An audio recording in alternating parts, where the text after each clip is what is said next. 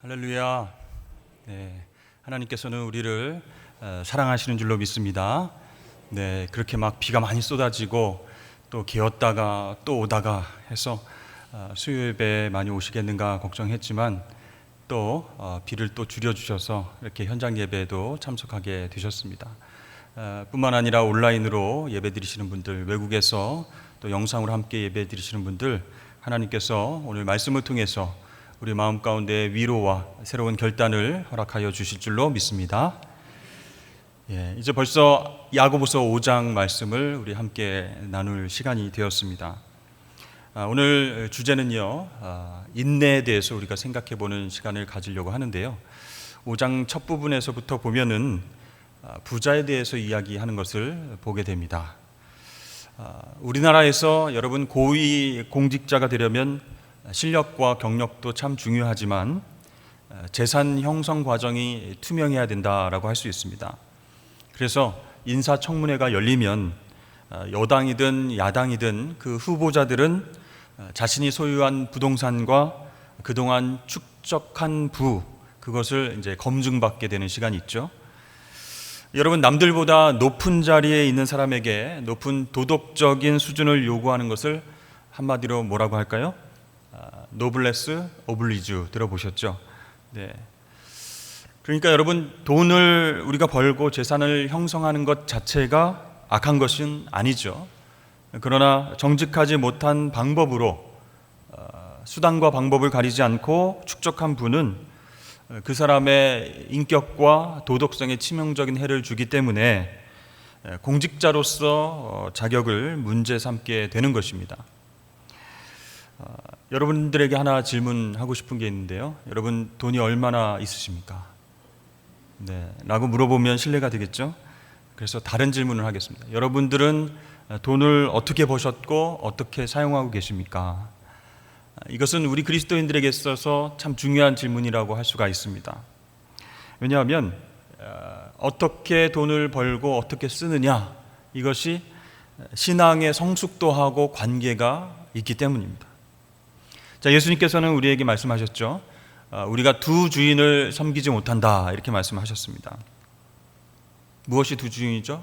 하나님 또 돈, 이렇게 두 주인을 동시에 섬길 수 없다라고 말씀하셨습니다.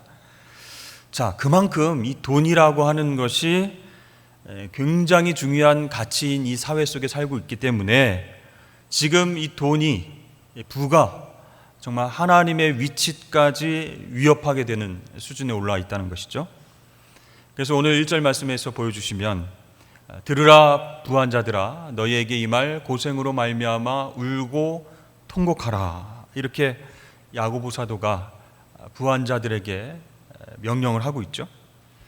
근데 여기서 나타나고 있는 이 부자는요, 열심히 정직하게 일해서 돈을 모은 사람을 말하는 것이 아니라 검은 돈을 가진 사람들, 공개하거나 떳떳하게 설명할 수 없는 부를 축적한 사람들, 그런 부자들을 이야기하고 있는 것입니다. 그러니까 정직하게 부자가 되신 분들은 안심하셔도 됩니다. 그들에게 이렇게 말씀하시죠. 너희에게 이 말 고생으로 말미암아 울고 통곡하라. 정직하지 못한 방법으로 부를 추구한 그 부자에게 이제 고생이 임할 것이기 때문에 미리 울고 통곡하라는 거예요. 이것은 장차 하나님 앞에서 검은 재산과 정직하지 못한 부가 다 공개될 것이다, 이런 이야기입니다. 그 인생을 살아가는 동안 그 엄청난 부를 어떻게 모으게 되었는지 하나님 앞에서 다 설명해야 되는 시간이 온다는 거예요. 그렇지 않으면 하나님께 심한 고통을 받게 된다, 심판을 받게 될 것이다. 그래서 야고보 사도는 그것을 생각하고 미리 여기서 울고 통곡하여라, 이렇게 한마디로 경고를 하고 있는 것이죠. 그러니까 부정한 것이 지금 있으면 내려놓고 버리라, 포기하라, 이렇게 이야기하는 것이죠. 여러분, 돈이 참 편리하기는 합니다만 이게 만능이 아니라는 것을 우리가 꼭 생각해야 됩니다. 자본주의 사회에서 우리가 사는 사회 속에서 돈이면 정말 다 될 것 같은 그런 느낌이 됩니다. 그렇지만 곰곰이 생각해 보면 안 되는 것들도 많이 있다는 것이죠. 여러분 병원에 가보면요, 입원과 또 수술을 해야 되는데 돈이 없어서 정말 죽어가는 사람들이 있는가 하면 돈은 굉장히 많아요. 그래서 의사 선생님한테 그렇게 얘기합니다. 돈은 내가 얼마든지 낼 테니까 나를 꼭 좀 살려주십시오. 이렇게 이야기하는 사람도 있습니다. 그러나 의사 선생님이 하나님이 아닌 이상 고칠 수 없는 병, 이 죽을 병을 어떻게 돈이 많다고 해서 고칠 수가 있겠습니까? 그러니까 돈이 많다고 해서 모든 것을 해결할 수 있는 게 아니라는 거예요. 안 되는 것은 안 되는 겁니다. 얼마 전에 이제 스카이캐슬이라고 하는 드라마가 굉장히 유행을 했는데요. 굉장히 이제 배운 사람들, 사회적 지위가 있는 사람들이 모여 사는 그런 동네가 스카이캐슬입니다. 거기에서 이제 차 교수의 딸이 나오는데 그 딸이 정말 공부를 열심히 했는지 여기에서 하버드 대학을, 미국 하버드 대학을 입학했다는 거예요. 그래서 그 딸이 정말 그 가문의 자랑거리입니다. 그 동생들도 주눅이 들어서 누나처럼 하버드에 갈 수 있을까? 이런 생각을 하고 있는데 방학이 돼서 한국으로 입국을 합니다. 그러면 하버드 생활은 어떠니? 어떻게 공부하니? 레포트는 어떻게 내니? 교수님과 어떻게 토론하니? 굉장히 관심이 많은 거예요. 그러면 이 딸은 정말 피곤해, 너무 힘들어, 그렇지만 재밌어 하면서 그 하버드 대학생 생활 이야기를 계속 하는 거예요. 그러면 이제 그 얘기를 듣는 우리 가족들과 주위 지인들, 그 학생들은 너무 좋겠다, 부러워하면서 너도 나도 이제 외국 명문대를 목표로 공부해야 되겠다, 막 이렇게 결심을 하게 되죠. 그런데 여러분, 나중에 알고 보니까 거짓말이었던 거예요. 이 부모님을 실망시켜드리지 않기 위해서 미국 하버드대에 합격했다라고 하는 합격증도 위조를 하고 미국에 실제로 가서 그 학교 근처에 살면서 친구들하고 학교 앞에서 사진을 몇 장 찍어가지고 부모님에게 보내주고 실제로 학생인 것처럼 속이고 살아왔다는 거예요. 그게 나중에는 발각이 된 거예요. 여러분, 아무리 돈이 많아도 자녀들이 다 공부를 잘하는 것이 아니죠. 그렇죠? 이 돈이 정말 능력이고 여러 가지를 할 수 있는 그런 편리성은 있지만 그 돈으로 자녀들의 어떤 학습 능력과 공부 기술을 사고 싶어도 그것은 불가능한 것입니다. 안 되는 건 안 되는 거예요. 이렇게 돈이 참 귀중한 것 같지만 절대적인 어떤 요술방망이가 아니라는 것입니다. 이러한 돈의 어떤 제한성을 깨닫지 못하면 우리는 돈 자체를, 재물 자체를 우상화하게 된다는 것이죠. 그래서 오늘 2절 말씀에 보면 너희 재물은 썩었고 라고 이야기를 하고 있습니다. 사실 정직하지 못한 방법으로 부를 축적한 이 부자들이 어떻게 생활하는가? 쌓아두고 쓰지 않는다는 거예요. 그래서 너희 재물은 썩었다라고 얘기를 합니다. 사실 이런 표현이 왜 나왔냐면요, 옛날에는 재물이라는 것이 곧 식량이었습니다. 그러니까 그래서 부자는 먹을 것을 창고에 계속 쌓아두는 것이죠. 여러분, 양식을 쌓아두기만 하면 어떻게 됩니까? 습도와 온도가 맞지 않으면, 통풍이 되지 않으면 썩게 됩니다. 먹지 못하게 되는 것이죠. 버려야 되는 것입니다. 옷은 어떻죠?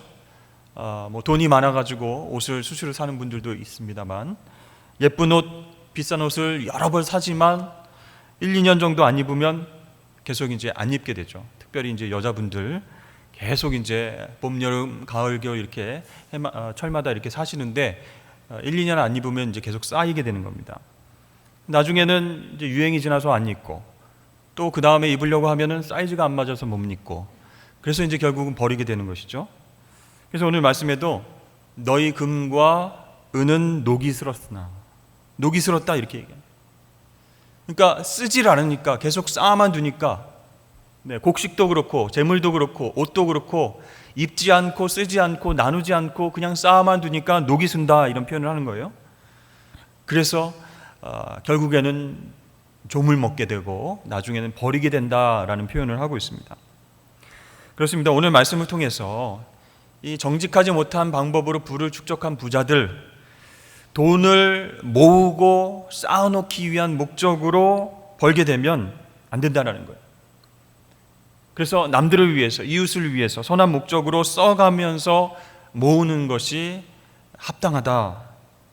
이렇게 돈을 우상화하지 않고 쓰기 위해서 하나님께서 나에게 맡겨주신 것이다 라고 생각하고 올바로 쓸 때에 우리의 양심도 떳떳하고 기쁘게 된다는 것이에요. 사실 코로나19로 인해서 참 많은 사람들이 고통을 당하고 경제적인 어려움을 당했습니다. 그런데요, 훈훈한 소식들도 많았죠. 코로나19로 슬픔과 어려움을 당하신 분들에게 저의 작은 마음과 정성을 드립니다. 이런 메모를 남기고 돼지저금통하고 현금 이렇게 해서 약 91만 원을 익명으로 기부하신 분도 있었고요. 또 식사를 못하시는 어려운 가정에 꼭 전달해 주시길 바랍니다. 부탁한다면서 쌀 10kg짜리 150부대를 익명으로 기부한 분들도 계십니다. 연예인들도 고통받는 이웃들을 위해서 또 기부 행렬에 동참하는 사람들도 있었죠. 이렇게 부를 가지고 있는 사람들 쌓아두고 그것이 썩을 때까지 놔두는 것이 아니고 나누는 것, 정말 필요한 사람들에게 기부하는 것, 하나님의 은혜와 축복이 흘러가게끔 하는 것, 그게 참 올바른 방식이다라는 것이죠. 이렇게 우리가 작은 것이라도 하나님께 주셨음을 인정하고 함께 나눌 때에 우리의 양심은 자유함을 얻고 떳떳하게 되고 나중에 하나님 앞에서 할 말이 있다라는 거예요. 그러나 자신만을 위해서 한없이 부를 축적만 한다면 어떻게 될까요? 오늘 말씀해 보니까 이 녹이 너희에게 증거가 되며 불같이 너희 살을 먹으리라. 너희가 말세에 재물을 쌓아도다 라고 말씀하고 있습니다. 그러니까 종이가 불에 탈 때 어떻게 타죠? 정말 종이를 빠르게 막 이렇게 싹 파먹듯이 들어가는 것이죠. 마찬가지로 이 녹이라고 하는 것이 사람의 살을 막 이렇게 파먹듯이 그렇게 진행된다는 거예요. 종이가 타는 것처럼 빨리 파먹어 들어간다라고 하는 것입니다. 그러니까 양심과 인간의 어떤 양심과 기쁨과 자유함들을 파먹고 우리를 힘들게 한다는 것입니다. 여러분, 오늘 말씀을 통해서 보면 말세가 다가오고 있다 얘기합니다. 주님의 재림이 다가오고 있다. 그런데 하나님께서 허락하신 부를 계속 쌓아만 두면 무슨 소용이 있겠느냐. 하나님과 이웃을 위해서 선하게 쓰기로 결심을 해야 하나님 기뻐하신다라고 말씀하고 있죠. 4절 말씀 한번 보여주시죠. 한번 읽어보겠습니다. 시작. 보라, 너희 밭에서 추수한 품꾼에게 주지 아니한 삭시 소리 지르며 그 추수한 자의 우는 소리가 만군의 주의 귀에 들렸느니라. 여러분, 옛날에는 품삯을 주인들이 1년 가까이 주지 않을 때도 있었다고 합니다. 일하는 사람들은 하루 벌어서 하루 먹는 그런 사람들인데요. 근데 열심히 일했는데도 삭스를 받지 못하니까 빚을 져서 살 수밖에 없는 것이죠. 그럼 빚을 지면 어떻게 돼요? 이자가 나가게 되니까 가난한 사람들은 저축을 하지 못하는 거예요. 절대로 부자가 될 수 없는 그런 구조적인 어떤 모순이 있게 되는 것이죠. 그러니까 그것을 조정하는 사람들이 악한 사람들, 악한 부자들이라는 거예요. 요즘 건강하고 좋은 기업들을 보면요, 노동자들과의 관계가 굉장히 좋습니다. 그들에게 복지시설과 여러 가지 혜택들을 나누어 주고 있죠. 그래서 우리 직원들이 행복하고 우리 직원들이 잘 돼야 회사도 성장하는 것이다. 이런 마인드를 가지고 그렇게 나누는 기업들, 정말 건강하고 보기 좋은 기업들을 할 수 있죠. 그러나 정직하지 못하고 건강하지 못한 기업은 어떻습니까? 나중에 잘못돼서 회사가 부도가 나도 문을 닫아도 사장은 살아나는 거예요. 이미 돈을 다른 곳을 다 빼돌렸기 때문에 사장의 가족들은 먹고 살 수 있도록 그렇게 빼돌린 겁니다. 그래서 이런 말이 있지 않습니까? 기업은 죽어도 기업가는 산다. 이런 말이 우리나라에 계속 유행이 될 정도로 그런 악덕한 그런 기업가들이 있어 왔다라는 것이죠. 그런데요, 오늘 말씀에 보면요, 굉장히 야고보서가 굉장히 직설적입니다. 굉장히 정말 하나님의 심판과 하나님의 말씀을 아주 그냥 곧이곧대로 이렇게 증거를 하고 있는데 5절 말씀 보면 이런 악덕 주인들을 어디에 비유하고 있습니까? 잔칫날 사용될 돼지로 이렇게 묘사를 하고 있습니다. 한번 보여주시죠. 너희가 땅에서 사치하고 방종하여 살육의 날에 너희 마음을 살찌게 하였도다. 돼지를 빗대서 얘기를 하는 거예요. 여러분 돼지 좋아하십니까? 네. 평소에 실컷 먹고 실컷 놀고 실컷 잠을 자죠. 근데 주인이 그 돼지를 사랑해서 그렇게 먹이고 쉬게 하고 그렇게 살찌우게 합니까? 아니죠. 사랑해서가 아니라 잡아먹기 위해서 살을 찌우고 잔치 때 잡기만을 이제 기다리는 것이죠. 그 뒤에 죽음이 오는지도 다가오는지도 모르고 심판이 다가오는지도 모르고 본인은 그렇게 풍요로운 삶을 살아가고 있다는 것이죠. 이제 모든 것들이 하나님의 심판 앞에 다 드러나게 된다는 것입니다. 주지 않은 것 드러나게 됩니다. 갚지 않은 것 드러나게 됩니다. 돈 벌자고 이웃들을 속인 것, 상처 준 것 드러나게 됩니다. 상해를 입힌 것, 남들을 속인 것, 부당한 이득을 취한 것 하나님 앞에서 다 드러난다는 거예요. 그러니까 악한 부자에게 화가 있다라고 얘기하는 것입니다. 여러분 계속 부자에 대해서 부정적으로 얘기하는 것 같아서 부자가 되신 분들 마음에 상처가 되실 수도 있겠는데 여기서 얘기하는 부자는 아까도 말씀드렸지만 정직하지 못한 방법으로 부를 획득하고 그것을 쌓아두고 선한 그런 목적으로 쓰지 않는 사람들을 이야기한다고 말씀드렸죠. 그리고 전체 다 그런 것은 아니지만 이런 부정한 이미지를 가지고 있는 부자들은요 가난한 자들을 차별한다는 거예요. 그래서 야고보서에 보면 교회 예배하러 들어올 때도 가난한 자들을 차별해서 이 자리 저 자리 앉으라 이렇게 얘기를 한다고 말씀하지 않았습니까? 부자와 거지 나사로의 비유를 보면요 그렇게 부자가 잘못한 것 같지는 않은데 왜 지옥에 떨어졌을까? 그런데 그 부자는 가난한 자를 멸시하고 조롱했다는 거죠. 사실 하나님께서 그 부를 자기에게 맡겨주셨을 때 선하게 또 필요한 사람들을 위해서 베풀며 살라고 하신 것인데 없는 사람들을 인격까지 이렇게 모독하고 그리고 무시하고 조롱했기 때문에 부자와 나사로 그 비유에 보면은 이 부자가 이제 완전히 역전이 되는 것이죠. 지옥에 떨어지게 되는 것입니다. 여러분 우리가 예수를 오래 믿고 신앙생활을 열심히 잘 했어도 예배를 잘 드리고 여러 부서에서 봉사를 단연간 했어도 물질에 대한 이 부에 대한 어떤 생각과 문제들이 신앙적으로 정말 바르게 해결되지 않는 한 우리의 삶은 항상 시험에 허덕일 수가 있어요. 물질 때문에 넘어질 수가 있어요. 물질 때문에 부 때문에 사람들과 싸울 수 있고 신앙이 흔들릴 수 있다는 겁니다. 상처받게 된다는 거예요. 그러면 우리의 신앙이 자라지 않고 제자리에 머물게 된다는 것이죠. 그래서 야고보 사도는 이 신앙의 건강성과 성숙을 이야기하면서 부에 대한 얘기를 계속하고 있는 것입니다. 따라서 여러분 우리는 말세 하나님의 심판이 다가오는 그 끝자락에서 심판받는 부자가 아니라 바로 칭찬받는 부한 자가 되어야 할 줄로 믿습니다. 세상과 재물에 대해서 부한 자가 아니라 하나님 나라에 대해서 부한 자가 하나님께서 보시기에 칭찬받는 사람입니다. 큰 축복을 받는 사람입니다. 자, 이렇게 부자에 대해서 이야기를 하고 경고를 한 야고보 사도는요 7절부터 11절까지 인내에 대해서 이야기를 하고 있습니다. 근데 이 인내라고 하는 단어와 연결해서 계속 강조하는 것이 뭐냐면 예수 그리스도의 강림, 예수 그리스도께서 다시 오시는 그것과 연결해서 인내를 이야기하고 있어요. 자, 여러분 야고보서 1장 1절 기억하십니까? 야고보 사도가 누구에게 편지를 쓰냐면 흩어져 있는 12사도, 그죠? 즉 12지파 모든 성도들, 예수 그리스도를 구주로 고백하는 흩어져 있는 하나님의 성도들에게 문안 인사를 하고 있습니다.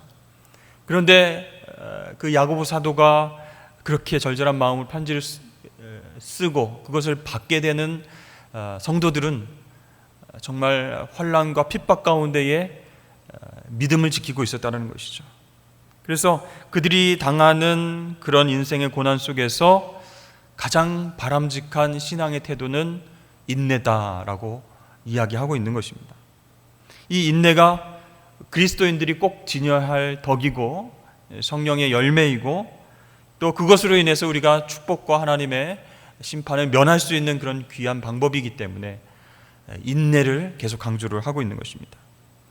아까도 말씀드렸지만 왜 그럼 인내와 예수 그리스도의 재림을 같이 이야기를 하고 있는 것일까요? 바로 우리가 신앙 안에서 인내할 수 있도록 만드는 것이 예수 그리스도의 재림이 있기 때문이다라는 것입니다.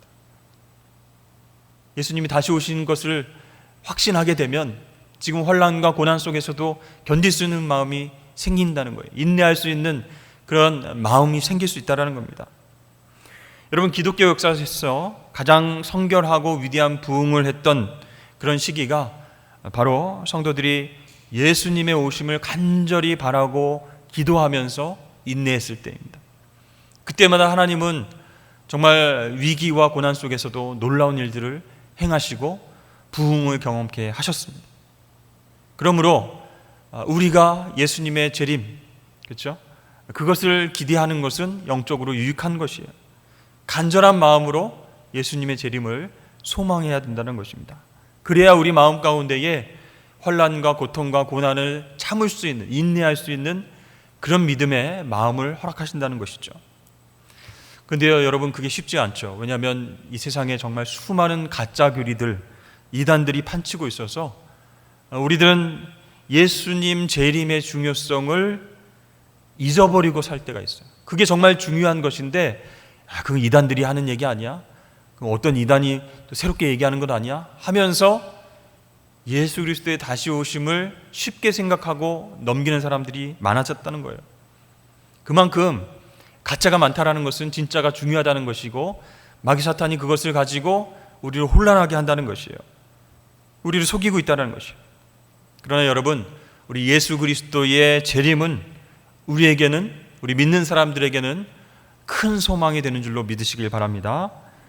주님께서 다시 땅에 오셔서 모든 것을 공의로 다스리시고 심판하실 시간이 가까웠다라고 믿을 때 우리가 정직하게 행하고 우리가 믿음을 지켜내고 그리고 하나님의 뜻을 쫓아서 선을 행하는 것이 힘들지 않은 거예요.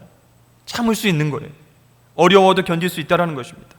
그래서 오늘 본문 말씀은, 성경은 인내와 관련해서 예수 그리스도의 재림을 연관시켜서 이야기를 하고 있는 것이죠. 자, 야고보 사도는요, 우리의 삶 가운데 여러 가지 시련과 고난이 올 때에 그것을 어떻게 극복할 것인지 세 가지 형태의 인내가 있다라고 오늘 말씀하고 있습니다. 첫 번째는 7절부터 9절까지 말씀을 통해서 농부의 인내에 대해서 이야기를 하고 있습니다. 자, 훌륭한 농부가 되는 비결은 잘 참는 것이다 라는 것이에요. 여러분, 농사 지어본 적 있으십니까? 저는 농사를 지어보진 않았지만 가끔가다 대학생 때 이제 농촌 활동을 가서 모내기도 하고 뭐 여러 가지 도와드렸는데 너무 힘들더라고요. 그것은 1년 동안의 과정을 지켜내서 참아내고 그렇게 추수할 때의 그 기쁨이 얼마나 클까. 간접적으로 저는 그렇게 경험을 했습니다만, 정말 좋은 농부, 그래서 정말 칭찬받는 농부는 잘 인내하는 사람이라는 거예요. 농부가 속전속결 뿌리는 대로 바로 거두기를 바라고 빨리빨리 곡식을 주십시오, 빨리빨리 열매야 자라라, 이렇게 해서 막 물을 계속 주고 뭐 거기서 부채질을 하고 이래야 되겠습니까? 안 되죠. 여러분, 우리가 농부의 마음으로 사실 신앙생활을 하면서 인내를 해야 될 필요가 있다는 거예요. 그런데 우리는 잘 참지 못하는 거죠. TV 볼 때도 채널을 계속 바꾸고요. 네. 엘리베이터를 타도 가만히 있으면 심심한가 계속 닫힘 버튼을 누르고, 눌러도 이제 안 닫히면 계속 이렇게 누르게 되는 거죠. 또 짜장면을 시켰는데 5분 지나서 전화하고 왜 안 옵니까? 10분 지나서 전화하고 왜 안 옵니까? 이렇게 참지를 못하는 거예요. 여러분, 열매라고 하는 것은 하루아침에 생기는 것이 아니죠. 땀 흘리고 애를 쓰고, 그렇죠? 돌보는 기간이 있고, 그래서 시간이 지나야 열매가 맺혀지는 것이에요. 우리 7절 말씀 한번 보여주시죠. 그러므로 형제들아 주께서 강림하시기까지 길이 참으라. 보라 농부가 땅에서 나는 귀한 열매를 바라고 길이 참아 이른 비와 늦은 비를 기다리나니 라고 말씀합니다. 그러니까 그 지역의 팔레스타인 지역의 농부에 대해서 이야기를 하면서 이른 비 늦은 비 얘기하는 거죠. 이른 비는요 10월 하순에서 11월 상순 사이에 내리는 비를 그 지역에서는 이른 비다. 이때 이른 비가 와줘야 흙을 부드럽게 만들어주는 거예요. 그리고 늦은 비는 주로 3월에서 4월 동안에 내리는데 이 비가 그때 내려줘야 곡식이 자라게 된다는 겁니다. 그래서 이 이른 비와 늦은 비 두 비가 그 때에 딱 맞게끔 와줘야 이 팔레스타인 지역에 곡식을 추수하고 열매가 맺힐 수 있는 거예요. 결정적으로 수확을 돕는 것이 바로 이 두 종류의 비라는 것이죠. 그래서 이 농부는요 하늘을 바라보면서 이른 비가 때에 맞춰서 내려주기를, 늦은 비가 요때 좀 내려주기를 간절히 바라면서 그렇게 하늘을 바라보고 인내하는 거예요. 그래서 그 농부들은 10월부터 4월까지 긴 우기를 잘 견뎌내고 또 5월부터 9월까지의 긴 건기를 잘 참아내야 이제 추수를 할 수 있게 되는 거예요. 이 두 유형의 고난을 참아내지 않고는 이 농부가 아름다운 열매, 아름다운 곡식을 바라볼 수 없게 되는 것이죠. 그래서 바울 사도는요 갈라디아서 6장 9절에서 이렇게 말씀합니다. 우리가 선을 행하되 낙심하지 말지니 포기하지 아니하면 때가 이름에 거두리라 그랬습니다. 농부에게 있어서 그리스도인들에게 있어서 인내하는 것, 낙심하지 않고 포기하지 않는 것, 그것이 얼마나 중요한가를 이야기하고 있는 것이죠. 여러분 맞습니다. 우리 그리스도인들은 다 영적인 농부입니다. 우리의 마음이 흙과 같아요. 이 마음 가운데에 하나님의 말씀인 씨가 뿌려져서 싹이 나고 줄기가 나고 자라서 열매가 맺혀질 때까지 시간이 걸리는 겁니다. 그렇게 인격이 성숙해서 정말 우리의 행동으로 드러나기까지 시간이 걸린다는 거예요. 그런데 우리는 참지 못하는 거죠. 예수 믿었으면 빨리빨리 변화하고, 예수 믿었으면 빨리빨리 복을 받고, 예수 믿었으면 모든 게 다 형통하고, 이렇게 갑자기 모든 것이 변화하고 열매 맺기를 바라는 것, 우리 조급한 마음 때문이라는 것이죠. 여러분, 그래서 우리 주님은요 우리를 훈련시키시기 위해서, 주님의 인격을 닮아가도록 만들어 나가기 위해서 고난으로 때로 훈련하실 때가 있는 거예요. 이 고난을 참아내지 못하면, 인내해 놓지 못하면 열매가 그 사람 가운데 나타나지 못하게 된다는 겁니다. 9절 말씀에 보시면 형제들아 서로 원망하지 말라. 그리하여야 심판을 면하리라. 보라 심판주가 문 밖에 서 계시니라. 서로 원망하지 말라는 거예요. 서로 열매 맺고 정말 인격이 정말 하나님께서 기뻐하시는 인격으로 연결 때까지 기다려주고 인내해야 되는데 서로 협력하지 못하고 서로 섬기지 못하고 서로를 챙겨주지 못하면 열매 맺지 못한다는 것입니다. 여러분 농사를 지을 때도요 이웃과 협력을 잘해야 되는 거예요. 물도 나누어서 잘 잡초 뽑을 때도 좀 도와줘야 되고 그렇게 서로 상조를 해야 열매를 맺을 수 있는 것이죠. 이 농사라는 게 공동사역이기 때문입니다. 하물며 한 영혼이 정말 하나님께서 기뻐하시는 영혼으로 열매를 맺기 위해서 한 사람의 노력이 아니라 여러 사람의 중보 기도가 필요하고 하나님의 말씀이 들어가고 싹을 틔우고 열매 맺기까지 얼마나 많은 시간이 있겠습니까? 그런데 서로 안 변한다고, 서로 열매가 없다고 원망하면서 상처를 주면 어떻게 되겠습니까? 그러면 그 신앙이 자랄 수 있는 토대가 안 된다는 것입니다. 광야에서 모세를 원망하고 광야에서 아론을 원망하고 하나님 앞에 투정 부리고 다시 이집트로 돌아가고 싶다고 하고 그렇게 울부짖는 이스라엘 백성들처럼 오늘날 우리들도 그런 열매가 빨리 보이지 않는다고, 우리에게 축복이 바로 눈앞에 보이지 않는다고 원망하고 영적 지도자를 비판하고 함께 기도하고 사역하는 동역자들을 상처 주고, 그럼 여러분 영적인 농사가 되겠습니까? 오늘 말씀에 보면 심판주가 문 밖에 서 계신다라고 말씀하고 있습니다. 하나님께서 심판을 하실 날이 머지 않았기 때문에 우리는 시간이 얼마 없다는 거예요. 시간이 별로 없는데 서로 원망하고 상처 주고 그래야 되겠느냐 이거예요. 한 영혼이라도 정말 농사가 잘 될 수 있도록 하기 위해서 서로 기도해 주고 말씀으로 격려하고 위로해 주고 보듬어 줘야 된다는 거예요. 서로가 바른 관계를 맺으며 살아갈 수 있도록 노력해야 된다는 것이죠. 여러분, 우리 산성교회도 함께 기다리고 함께 인내하고 열매를 맺기 위해서 노력하는 그런 아름다운 공동체가 되길 주의 이름 축원합니다. 둘째는 어떤 종류의 인내냐면 선지자의 인내입니다. 10절 말씀 보여주시죠. 형제들아, 주의 이름으로 말한 선지자들을 고난과 오래 참음의 본으로 삼으라 그랬습니다. 자, 선지자들이 얼마나 많이 파송되었습니까? 이스라엘 백성들에게 회개하라, 돌아오라, 잘못된 길로 가고 있다, 하나님께서 이렇게 말씀하셨다, 제발 돌아와라, 이렇게 선지자들이 이스라엘 백성들에게 파송되어서 하나님의 뜻과 하나님의 마음을 전했음에도 불구하고 그들이 돌아오지 않았죠. 그래서 이 선지자들이 당한 고난이 엄청나게 컸다는 거예요.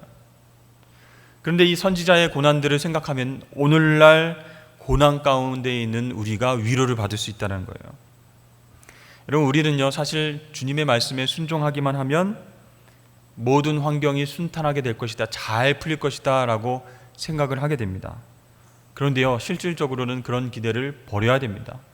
선지자들이요 하나님 말씀대로 순종해서 그대로 전했어요. 하나님이 하라는 대로 그렇게 순종했어요. 그런데 결과가 불순종이에요. 결과가 축복이 아니라 심판이에요.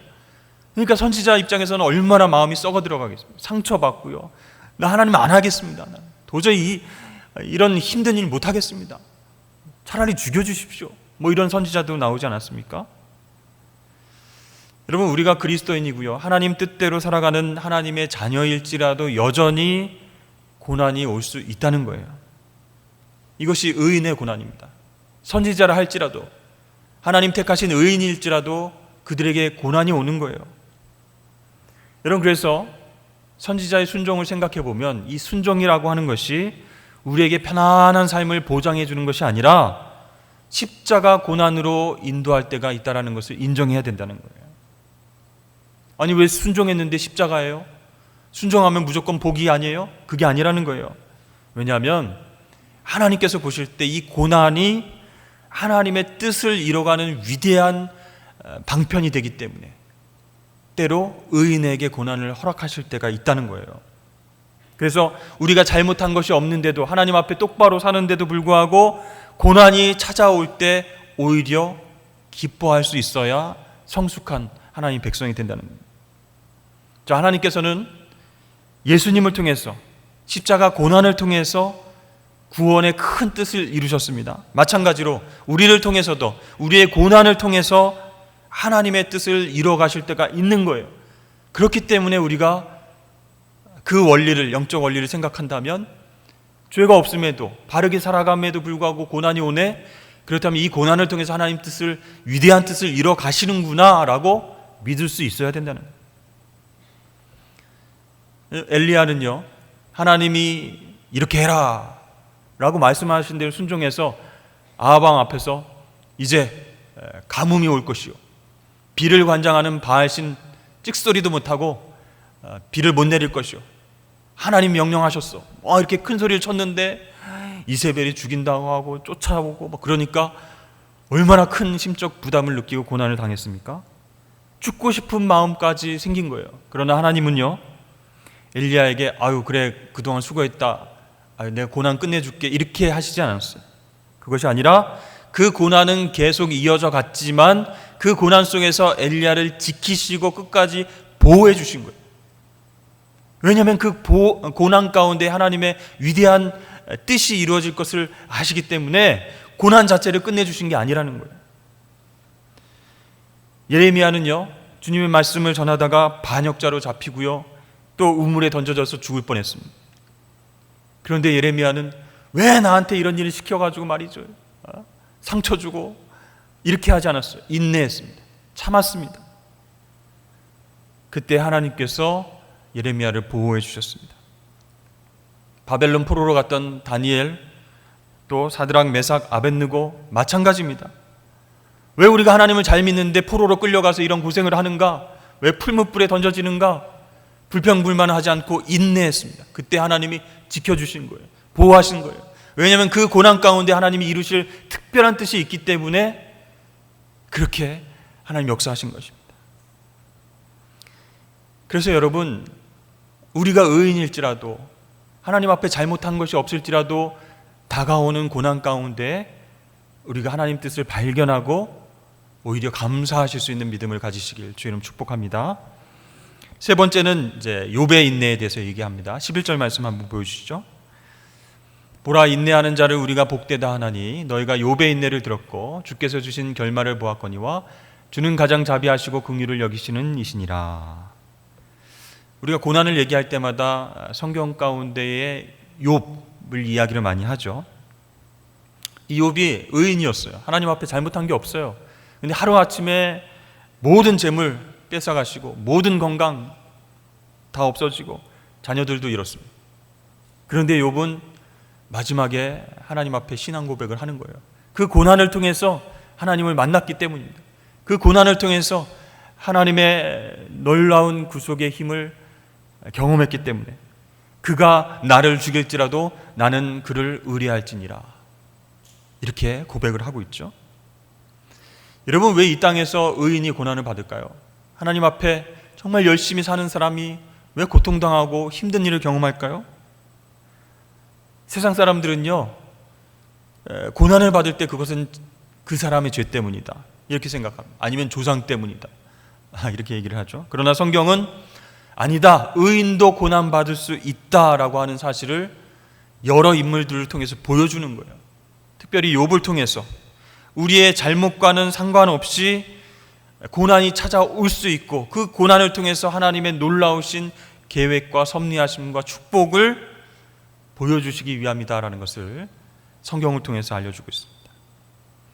욥은요, 이 고난을 통해서 유익을 얻었는데요, 하나님이 어떤 분이신가를 예전엔 듣기만 했는데 그 고난을 통해서 직접 보게 된 거예요. 하나님이 이런 분이구나. 무엇보다도 욥은요, 그 고난 가운데 친구들의 많은 조언들 가운데 괴롭고 힘들었지만 인내를 경험하게 된 거예요.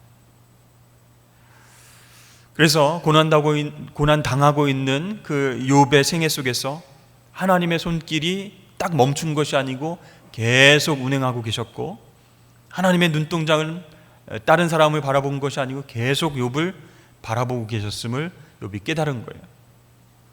욥기 23장 10절 말씀 한번 보여주시죠.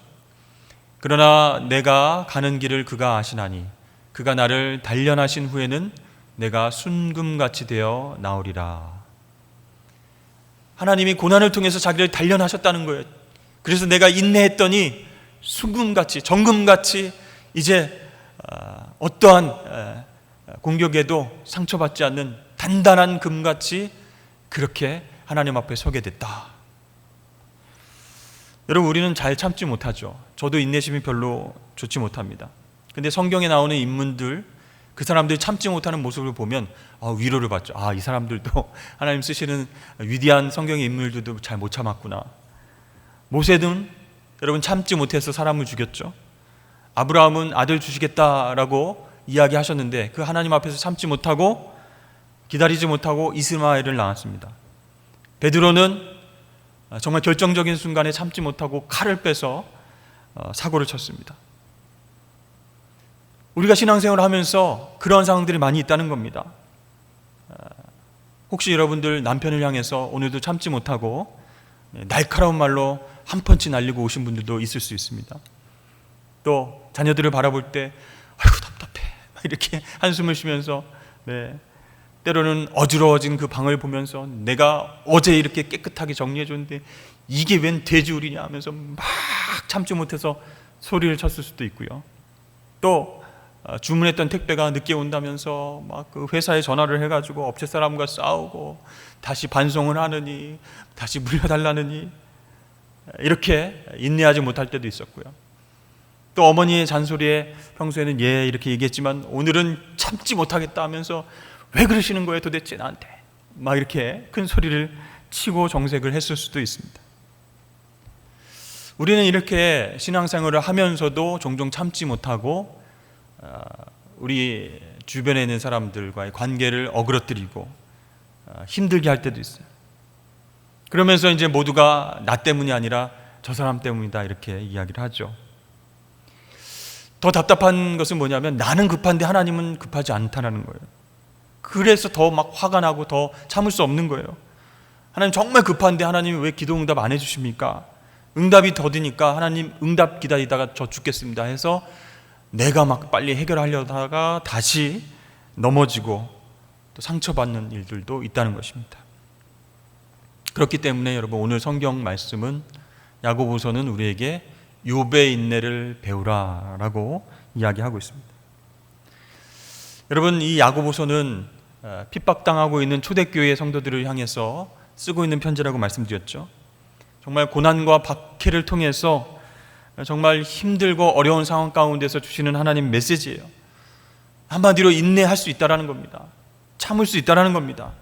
그 이유는 사랑의 주님께서 우리의 고난의 과정을 다 알고 계시고 그것을 위로해 주시고 갚아주시기 위해서 우리에게로 오고 계신 중이시고 그래서 곧 그분을 만나게 될 것이고 또 하나님의 의로 부정한 자들과 의롭지 못한 자들을 심판하실 것이고 우리는 그때에 영원한 하나님과의 교제를 누릴 수 있기 때문에 그렇죠? 인내할 수 있다. 인내해야 된다라고 얘기를 하는 것입니다. 여러분 우리 주님께서 우리의 고난과 아픔과 상처를 아시는 줄로 믿습니다. 다시 오실 때 우리를 안아주시면서 우리의 눈물을 닦아주시고 보상해 주실 줄로 믿습니다. 우리에게 필요한 것은 농부처럼 선지자처럼 욥처럼 인내하는 것입니다. 참아내는 것입니다. 그래서 예수 그리스도의 인격으로 다듬어 가는 것입니다. 그래서 의인도 고난받을 수 있음을 인정하고 이 고난 가운데 하나님이 이루실 놀라운 은혜와 축복이 있음을 기억하고 끝까지 참아내면 하나님의 위로와 축복을 우리가 경험할 수 있다는 거예요. 여러분 코로나 시대에 정말 여러 가지 어려움과 고난 가운데 있는 줄로 압니다. 이럴 때일수록 우리가 마음을 다하여서 주님만을 의지하실 수 있기를 바랍니다. 주님 바라보면서 인내하실 수 있기를 축복합니다. 마지막 때가 가까이 온 것 같아요.